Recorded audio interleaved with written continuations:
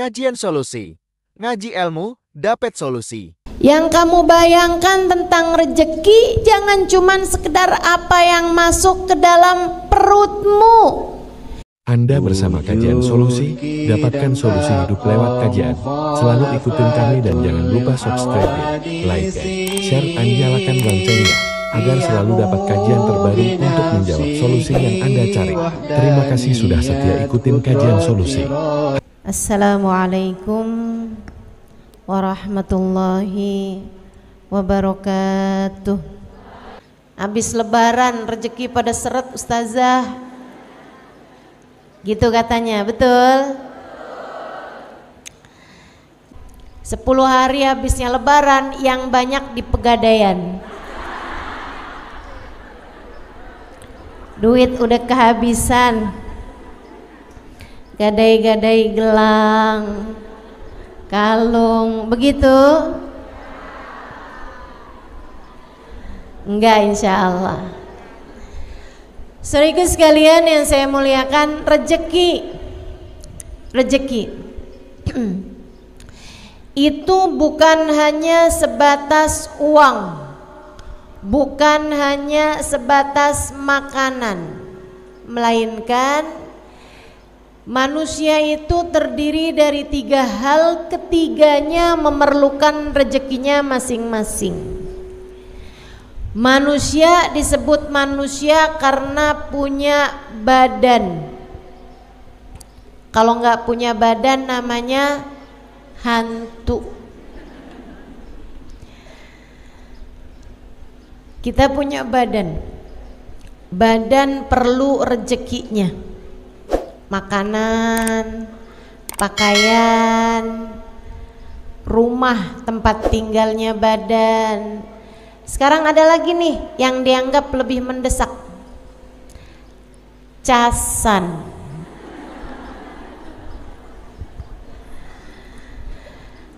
Badan perlu pakaiannya, perlu makanannya, dan itu adalah rezekinya badan kita.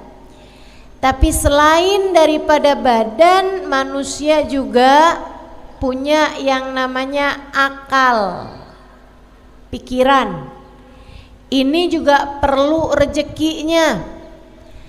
Rezekinya namanya ilmu. Perlu nih rezekinya akal kita. Saya ingat kalau saya habis bicara di Malaysia, di Singapura, selesai itu orang kalau salaman sama saya suka bilang, makasih ustazah, Allah rezekikan saya untuk mendengarkan ilmu ustazah. Terima kasih, Allah rizkikan saya mendengarkan ilmu ustazah. Mereka benar-benar menganggap ilmu yang diberi itu adalah merupakan rezeki. Dan memang demikian, sebab akal perlu ilmu. Mudah-mudahan kita semuanya dikaruniai ilmu yang manfaat, ilmu yang bawa kebaikan, kebahagiaan bagi dunia hingga akhirat, ilmu yang menjadi hujjah lana wala taj'alhu hujjah alaina birahmatika ya arhamar rahimin, amin ya rabbal alamin. Manusia punya badan, manusia punya akal. Keduanya perlu rezekinya masing-masing. Dan yang ketiga, manusia punya hati. Hati perlu rezekinya. Rezekinya hati banyak. Orang kalau penuh rezeki hatinya, biasanya jadi enggak terlalu perlu sama rezeki badannya. Orang kalau hatinya rezekinya banyak, itu biasanya enggak terlalu memerlukan sama rezekinya badan. Apa rezekinya hati? Yang nomor 1 adalah rahmatnya Allah. Rezekinya hati. kasih sayangnya Allah. Hati yang disayangi adalah hati yang dikaruniai rezeki yang paling penuh. Itu sebabnya Allah ketika menyebut Nabi Muhammad dengan bahasa an'amallahu alaihim, orang yang dikasih nikmat, dikasih rezeki yang paling banyak. Padahal secara makanan Nabi Muhammad pernah mengganjal perutnya dengan batu karena 3 hari 3 malam gak makan apa-apa. Padahal kalau secara pakaian Nabi Muhammad memiliki pakaian yang sangat sedikit. Nabi apabila punya sendal yang baru, sendal yang lama disedekahkan. Nabi Muhammad rumahnya sangat kecil, tapi Allah bilang, kamu wahai Muhammad manusia yang dirizkikan nikmat yang paling banyak, rezeki yang paling banyak turunnya kepadamu wahai Muhammad. Kenapa bisa begitu? Padahal kita melihat keterbatasan rezeki secara badan yang Allah SWT berikan kepada baginda kita Nabi Muhammad. Sebabnya adalah karena Allah menjadikan rezeki hatinya Nabi Muhammad penuh, bahkan luber. Allah mengatakan, wa ma arsalnaka illa rahmatan lil alamin. Kami utuskan engkau wahai Nabi Muhammad meluberkan rahmat bagi semesta. Rahmat yang Allah berikan kepada Nabi Muhammad penuh, luber-luber, sampai Nabi Muhammad bisa menjadi orang yang menebarkan kasih sayang Allah kepada kita umatnya. Innama ana rahmatun muhdah, kata Nabi Muhammad alaihissalam, sesungguhnya saya adalah rahmat yang Allah subhanahu wa ta'ala bagikan ke atas muka bumi ini. Itu Nabi kita Muhammad sallallahu alaihi wa ala alihi wa sahbihi wasallam, manusia yang diberi rezeki yang paling banyak. Jadi Bu, Dek, Nak, kalau kamu lagi ngomongin urusan rezeki, yang kebayang jangan cuma saldo rekening. Yang kebayang jangan cuma uang bisa kamu belikan seblak, bisa kamu belikan makanan, atau bisa kamu belikan pakaian. Yang kamu bayangkan tentang rezeki jangan cuma sekedar apa yang masuk ke dalam perutmu. Itu adalah serendah-rendahnya rezeki. Kata Sayyidina Ali bin Abi Thalib, man kana hammuhu batnuhu kanat qimatuhu ma yakhruj minhu. Siapa yang urusan terpenting baginya adalah isi perutnya, maka nilainya adalah apa yang keluar dari perutnya. Siapa yang urusan paling penting dalam hidupnya adalah apa yang masuk ke perutnya, yang dipikirin cuman makanan mulu. Bis ini makan apa enaknya ya? Nih duduk di majelis dari pagi, yang dipikirin bakso enak nih. Yang dipikirin nih mendung-mendung gini nih, pisang goreng, Indomie pakai rawit. Ada yang begitu? Disindir Mas Sayyidina Ali, nilai kamu adalah apa yang keluar dari perutmu. Apa yang keluar dari perut?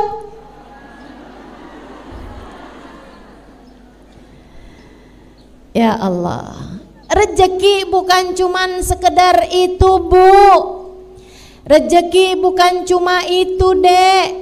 Rezeki bukan cuman sekedar makanan. Enggak gitu. Itu termasuk bagian dari rezeki, akan tetapi itu adalah serendah-rendahnya rezeki. Nah, kalau minta rizki, minta tuh sekalian rizki yang besar-besar. Bahkan badan kita ini rezeki paling besarnya bukan makanan. Mauan mana punya makanan enak-enak tapi sakit, ama sehat tapi makanannya serba sedikit atau serba terbatas. Mauan mana? Sehat tapi makan enak, katanya iya. Teman-teman seiku sekalian yang saya muliakan, kesehatan itu adalah rezeki yang lebih besar daripada rezekinya makanan gitu.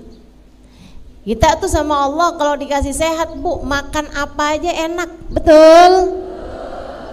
Saya dulu tidak menyadari ucapan itu sampai umur saya 40 tahun. Udah di atas umur 40 tahun, ya Allah, nggak boleh salah makan dikit.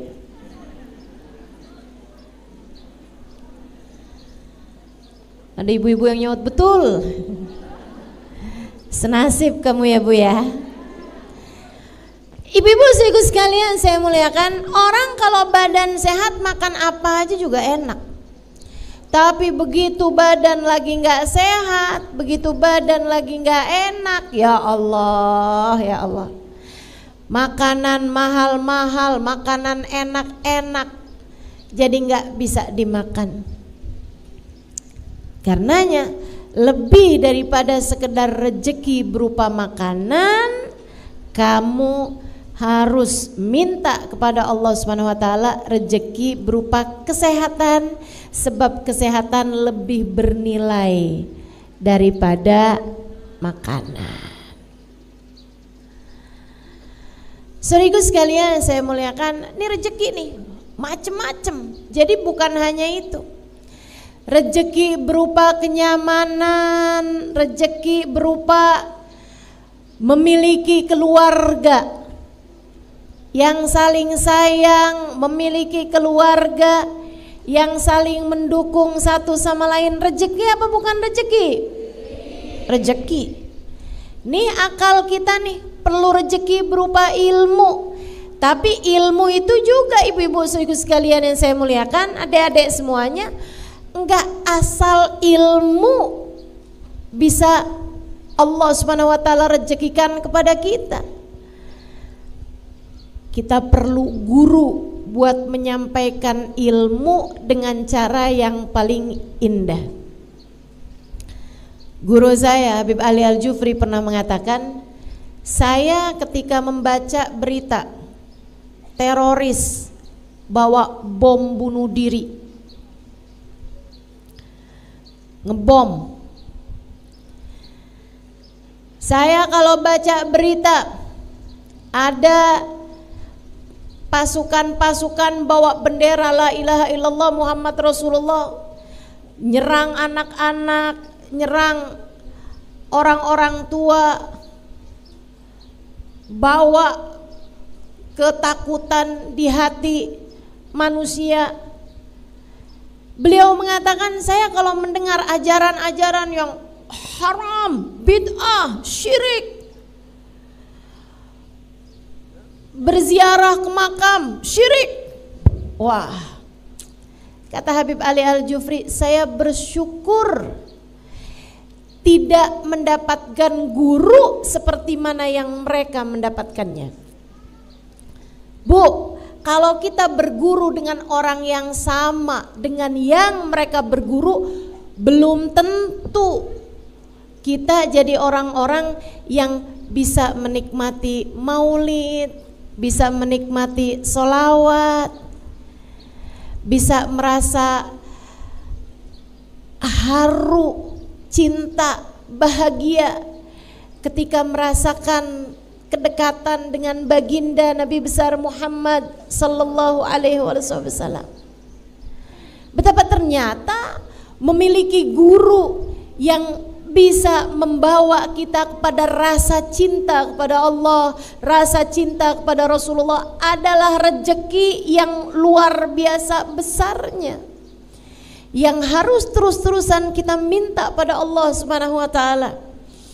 Saya doakan guru-guru saya, ya Allah, sehatkan badannya, bahagiakan hatinya, betahkan hidupnya di dunia, ya Allah. Anda bersama Kajian Solusi, dapatkan solusi hidup lewat kajian. Selalu ikutin kami dan jangan lupa subscribe, like, share, dan nyalakan loncengnya agar selalu dapat kajian terbaru untuk menjawab solusi yang Anda cari. Terima kasih sudah setia ikutin Kajian Solusi.